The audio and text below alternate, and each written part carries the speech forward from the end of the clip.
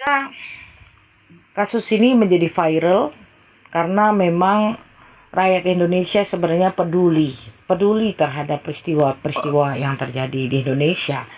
Dengan hadirnya TikTok, terima kasih TikTok ya, tapi saya jangan di LP terus di TikTok lah. Terima kasih TikTok, karena TikTok lah semua hal-hal yang tidak pernah terungkap di darat bisa terungkap di media. Dan saya adalah seorang praktisi hukum. Nama saya Sylvia Devi Soembarto, Sarjana Hukum, Magister Hukum Militer. Banyak orang bertanya-tanya, kok militer kak? Karena saya lulusan Sekolah Tinggi Hukum Militer, di mana magister hukum saya itu konsentrasinya hukum militer, tapi semua terkait dengan pidana. S1 saya di Universitas Bung Karno, jurusan pidana. Nah, kemudian S2 saya pidana juga konsentrasinya, tapi ada spesialisasinya yaitu hukum militer, sehingga itulah gelar saya. Tapi yang jelas gelar bukan apa-apa dibandingkan dengan kebutuhan dan kepentingan rakyat Indonesia. Jadi saya main TikTok itu sejak tahun 2023 zaman Pilpres. Selain saya seorang praktisi hukum, saya juga seorang ketua umum relawan Jokowi Bersatu, di mana saya memenangkan beliau bersama kawan-kawan saya sebangsa dan setanah air 2 kali periode Pak Jokowi. Dan kemudian ketika Bapak Prabowo di 2023 barulah saya masuk ke TikTok dan saya membela beliau. Pada saat itu ramai dengan putusan MK nomor 90, kemudian MK para hakim yang menghakimi hakim MK, kemudian KPU, DKPP, itulah sesingkat padatnya yang kita coba terangkan. Bukan membela diri, tapi terangkan secara hukum. Dulu ada keluarga dinasti, kemudian apalagi ya, paman-paman, kan seperti itulah. Tapi akhirnya Bapak Prabowo sudah terpilih sebagai ketua umum relawan Jokowi, kemudian berganti nama menjadi relawan Prabowo. Saya tidak ingin mendapatkan jabatan apapun. Kesempatan banyak, kesempatan ada. Mau jadi komisaris bisa, mau jadi apapun di pemerintahan bisa. Tapi saya menolak hal tersebut karena saya hanya ingin berbakti kepada bangsa dan negara ini melalui jalan ninja saya menjadi seorang pengacara. Nah, selama ini saya mencoba untuk masuk ke masyarakat melalui TikTok ya. TikTok itu dimulai dengan kasus-kasus yang memang happening di TikTok. Bukan saya cari kasus, tapi happening. Yang pertama dulu kasus Cirebon. Kasus Cirebon di mana 7 orang, ya 8 sama Sakatatal karena di bawah umur ya. 7 orang hingga hari ini dipidana dengan ancaman hukuman seumur hidup, sementara Sakatatal sudah keluar karena ancaman hukuman untuk anak saat itu, dan anak tersebut sudah bebas. Namun menjadi perhatian saya ketika ternyata cara-cara kolonial, cara-cara lama dengan menculik, menyiksa, kemudian mempidanakan mereka itu masih dilakukan oleh aparat penegak hukum yang kita kenal dengan coklat. Kemudian aparat penegak hukum yang kita kenal dengan JPU atau Jaksa Penuntut Umum yang membuat dakwaan-dakwaan yang merunut kepada si terdakwa harus dipidana. Nah, yang menjadi perhatian saya adalah ketika saya membaca salah satu BAP dari Mr. Rudiana ya. Sorry Pak Mr. Rudiana ini melaporkan bahwa anaknya dan kawan perempuannya dibunuh. Nah, ini yang harus kita pahami dulu ya tentang ini siapa sih ini? Ada 2 yurisdiksi. Eki dan Vina diketemukan di Jembatan Talun. Jembatan Talun itu yurisdiksinya masuk kepada Cirebon Kabupaten. Oke, itu yurisdiksinya Cirebon Kabupaten. Sementara Mr. Rudiana melaporkan peristiwa pembunuhan di Cirebon Kota, di Polres Cirebon Kota. Sehingga sebetulnya ada 2 yurisdiksi. Di hari kejadian pada tanggal 27 Agustus tahun 2016, itu diketemukan 2 orang tergeletak di Jembatan Talun, sehingga yurisdiksi setempat menyatakan bahwa ini adalah laka lantas tunggal. Kenapa tunggal? Karena motor ini tidak bertabrakan dengan motor lain. Nggak terima tamu dulu, Bay. Sorry ya, nggak terima tamu dulu. Motor ini tidak bertabrakan dengan motor lain atau motor ini tidak bertabrakan dengan mobil. Jadi motor ini menabrak suatu benda keras seperti tiang listrik, mungkin tembok, mungkin segala macam, itu disebutnya laka lantas tunggal. Artinya hanya motor yang menabrak. Sehingga pada saat itu ditetapkan sebagai laka lantas tunggal. Dan dilaporkanlah kepada ayahnya Eki yang bernama Mr. Rudiana, yang kebetulan juga seorang polisi yang bertugas di Polres Cirebon Kota. Ingat ya, dua orang ini diketemukan di Polres Cirebon Kabupaten, sementara dilaporkan di Polres Cirebon Kota. Kok bisa, Kasil?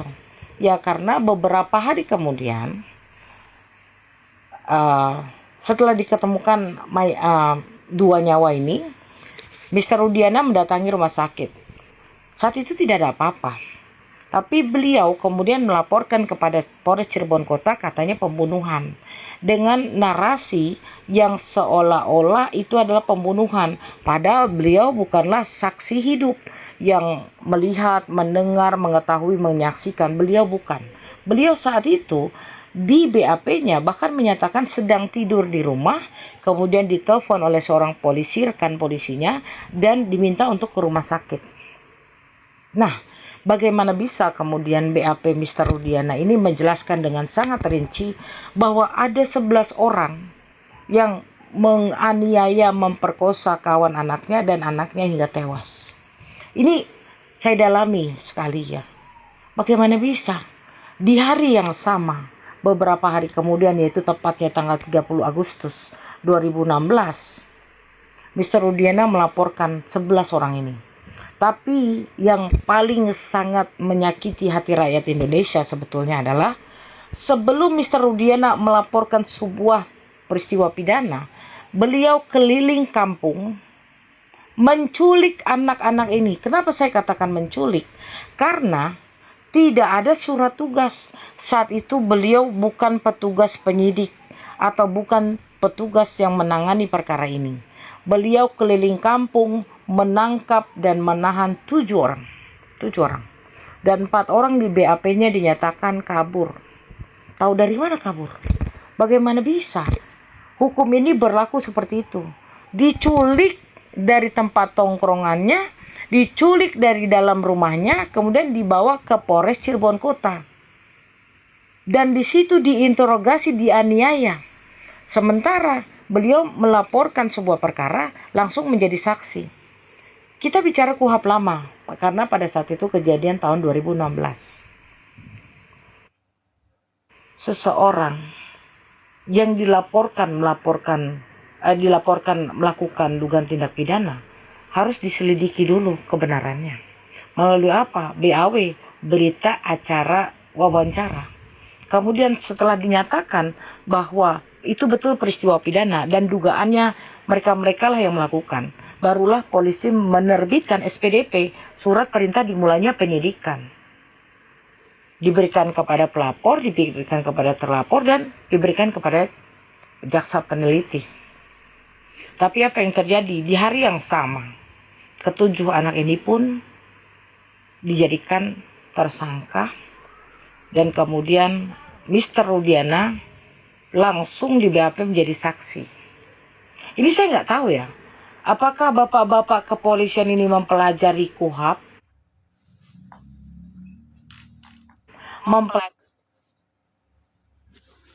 mempelajari Perkapori, mempelajari Perkaba, ataukah hanya menjadi bungkus kacang kulit? Ini nasib anak bangsa loh Pak. 7 orang. Lantas masuklah si Rivaldi. Rivaldi ini ditangkap karena mengamuk dan membawa senjata tajam.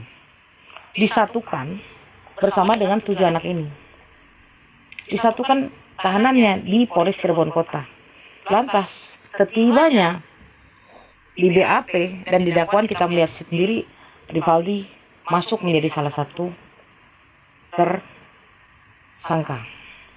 Mengerikan kan? Mengerikan banget. Saya tidak tahu.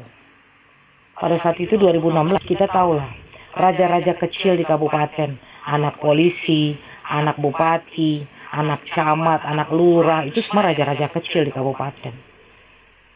Rakyat pasti takut dengan apa yang terjadi. Rumah daripada para terduga ini dimusuhi, dilempari batu, diyakini mereka pembunuh. Padahal belum ada penelitian, belum ada penyelidikan, dan belum ada penyidikan. Mereka dianiaya.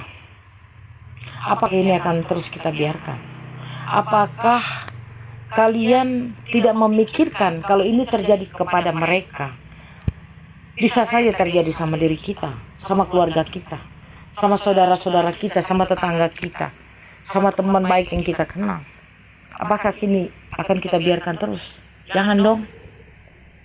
Maka suara rakyat adalah suara kita. Kita jangan pernah biarkan hal ini terjadi. Maka masuklah saya ke Komal-Komal Cirebon. Saya memberi pemahaman, edukasi mengenai 2 yurisdiksi ini.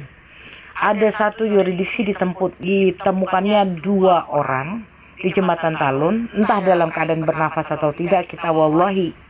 Tapi ada satu yurisdiksi lagi di mana Mr. Rudiana sebagai ayahnya korban katanya melaporkan dugaan tindak pidana pembunuhan langsung berencana. Nah, mengingat adanya 2 yurisdiksi